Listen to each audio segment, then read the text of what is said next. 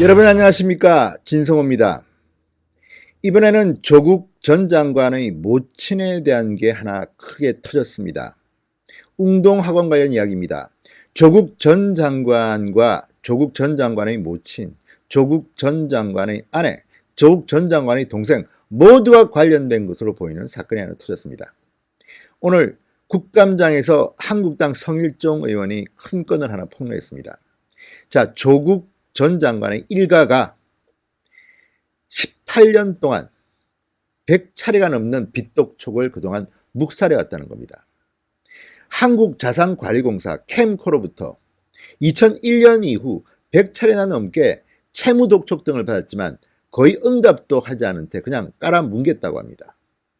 그런데도 조국 전 장관의 동생, 조국 전 장관의 모친은 입장문 등을 통해서 최근에야 이런 사실을 알았다는 듯이 답변을 했습니다. 그리고 필요하다면 내 재산으로 갚겠다 이런 식으로 이야기를 했는데, 알고 보니 이 모든 것이 거짓말로 드러났습니다. 이미 조국 전 장관의 모친은 빚 못 갚겠다고 하고 난 뒤는 캠코 측에서 전화가 오면 받지도 않았다고 합니다. 자, 이것은 심각합니다. 게다가 조국 전 장관의 모친은 이런 캠코의 빚 독촉을 받고 난 뒤 7개월 뒤 해운대 빌라를 차명으로 샀다는 의혹도 받고 있습니다. 자, 이분들 왜 이럴까요? 자, 진성호의 융단 폭격입니다. 조국 전 장관 일가를 융단 폭격합니다. 방송에 앞서 아직 진성호 방송의 구독자가 아니신 분들은 붉은색 구독 버튼 꾹 눌러주십시오. 무료입니다. 더 좋은 방송으로 보답하겠습니다. 자, 2001년 이후 조국 전 장관의 일가가 한국자산관리공사 캠코로부터 100차례 넘게 채무독촉 등을 받았지만 거의 응답도 하지 않은 채 변제 의사를 한 번도 밝히지 않았던 것으로 드러났습니다. 자, 조국 전 장관 일가와 웅동학원이 캠코에 진 빚은 현재 128억 원에 이른다고 합니다. 128억.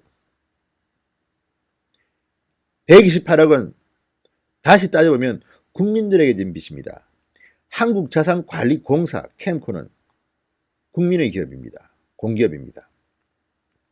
자, 조국 전 장관의 모친은 캠코의 채무독촉 전화에 능력이 없어서 못 갚는다고 말한 뒤 7개월 만에 부산 해운대 빌라를 차명으로 구입했다는 의혹을 받고 있습니다. 그러니까 본인의 이름으로 이 빌라를 사게 되면 압류당하니까 차명으로 구입했다는 의심을 받고 있습니다.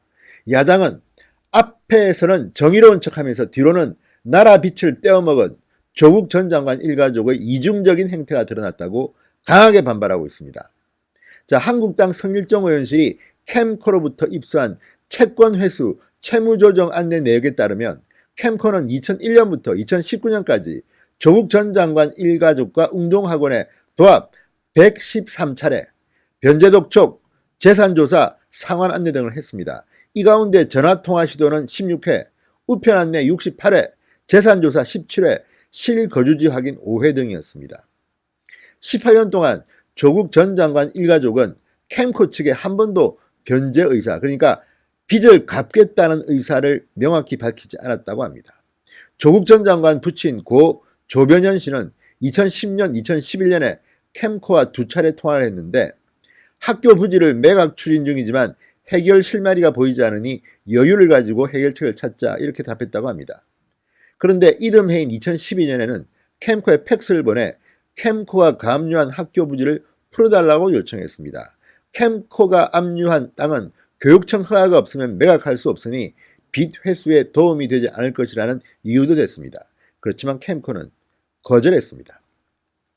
자, 조국 전 장관의 모친 박정숙 웅동학원 이사장 2014년 5월 캠코와 딱 한 번 통화했다고 합니다. 그리고 그 다음부터는 전화를 아예 받지 않는다고 합니다. 대단한 채무자입니다. 첫 통화에서 그는 남편 조변현 씨의 사망 사실을 통보한 뒤 능력이 없어서 빚은 못 갚는다고 말했다고 합니다. 이후 캠코는 2014년 9월, 2016년 2월, 2016년 6월, 2017년 11월, 2019년 7월 박정숙 이사장에게 전화를 걸었지만 그 뒤로는 아예 받지를 않았다고 합니다. 이렇게 대한민국의 캠코가 해도 되는 겁니까? 자, 그런데 박 이사장은 캠코로부터 첫 번째 독촉 전화를 받은 지 7개월 만에 부산 해운대 빌라를 이혼한 차남의 아내 명의로 2억 7천만 원에 매입합니다. 전 며느리죠. 조국 전 장관의 전 재수씨가 됩니다. 부동산 매입 자금을 댄 사람은 조국 전 장관의 아내 정경심 교수였습니다. 조국 전 장관 측은 박 이사장이 전 며느리의 딱한 사정이 안타까워서 빌라를 사준 것이라고 해명했습니다. 그러나 한국당은 캠코의 압류를 피할 목적으로 위장 이혼한 전 며느리 명의로 재산을 은닉한 것 아니냐고 의혹을 제기하고 있습니다. 자, 지금 야당의 주장처럼 검찰은 이런 부분을 깊숙이 조사하고 있습니다. 자, 조국 전 장관 인사청문회 직전인 지난 8월 20일 입장문을 통해서 자, 예전에 운영하던 회사가 빚이 있다는 사실을 최근에 알게 됐는데 진작에 알았더라면 달리했을 것. 이것은 조 씨의 조국 장관의 동생의 이야기입니다. 공식 입장문입니다. 예전에 운영하던 회사가 빚이 있다는 사실을 최근에 알게 됐는데 진작에 알았더라면 달리했을 것이다. 웅동학원으로부터 받아야 할 공사대금 채권은 캠코의 빚을 갚는데 모두 내놓겠다고 했습니다. 캠코가 수십 차례나 빚독촉을 했는데도 빚이 있는지조차 몰랐다는 거짓말을 한 겁니다. 조국 장관이 아니라 조국 장관의 동생 조 모 씨의 입장문입니다. 8월 20일 입장문입니다. 이게 조국 장관 측의 입장이었던 것으로 보입니다. 자, 조국 전 장관의 모친인 박 이사장도 지난 8월 23일 입장문을 내고 허위 보도로 재정 상태가 어려운 학교를 인수한 채 남편의 선의가 왜곡되어 허위 보도로 재정 상태가 어려운 학교를 인수한 제 남편의 선의가 왜곡되어 억장이 무너진다고 했습니다. 하지만 검찰은 계좌 추적 과정에서 웅동학원이 수십억 원대의 비자금을 만든 정황을 잡았다고 합니다. 자금의 일부가 조국 펀드에 유입됐는지도 수사 중입니다. 성일종 의원은 100억이 넘는 나라빚을 지게 되면 보통 사람들은 밤잠도 이루지 못할 텐데 조국 전 장관 일가족은 합심해서 차명 부동산을 매입했다.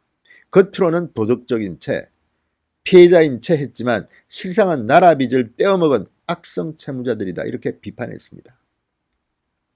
자, 검찰 수사 결과에 밝혀지겠지만 지금 여든이 넘은 박정숙 이사장을 검찰이 소환할지는 모르겠습니다. 또 건강 같은 이유 등을 댈지도 모릅니다. 그런데 어쨌든 이제 이 웅동학원 사모펀드의 비자금 비리가 조국 전 장관의 모친에게까지 이제 가고 있습니다. 실제로 조국 전 장관의 동생이 이 교사 채용을 미끼로 2억 1천만 원을 뜯어낸 사실이 지금 검찰에 의해서 밝혀지고 있습니다. 이 사실을 이사장은 몰랐을까요? 그리고 시험지를 유출했는데 2억 1천만 원을 받고 이 시험지를 보관하고 관리할 책임이 박정숙 이사장에게 있었습니다. 조국 전 장관의 모친에게 있었다는 말입니다. 이런 것들을 종합적으로 검토하면 이 조국 전 장관의 모친도 지금 이 검찰의 수사망에서 빠져나가지 못할 그런 지경에 이르지 않았나 싶습니다. 무엇보다도 조국 전 장관 측이 누누이 말했던 이 법 또는 국민, 정의 다 어디 갔습니까? 그리고 캠코 사장은 오늘 이런 말을 했습니다. 만약 조국 모친의 해운대 빌라 차명 보유가 확인되면 압류하겠다. 이런 말도 했습니다. 오늘 국정감사장에서 나온 이야기입니다. 정무위원회 국정감사장에 출석한 문찬용 한국자산관리공사 사장은 이 성일종 의원의 질문을 받고 이렇게 답변했습니다. 이게 차명으로 구입한 게 사실이라면 이 빌라는 압류하겠다. 만약에 조국 전 장관이 법무부 장관에 지명되지 않았다면 이 모든 것은 묻히고 말았을 사안입니다. 정말 너무 많은 일들이 벌어지고 있습니다.